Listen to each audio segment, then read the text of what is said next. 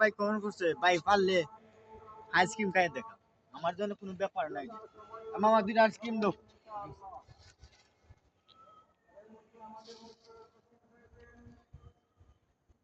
আমার জন্য কোনো ব্যাপার না তো 60 টাকা মামা তো 60 টাকা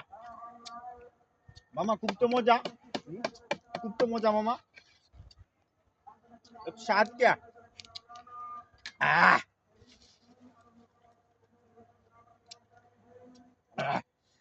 প্রিয় দর্শক ভাই আমার বন্ধুরা আমার মামাকে যে জায়গাতে পাবেন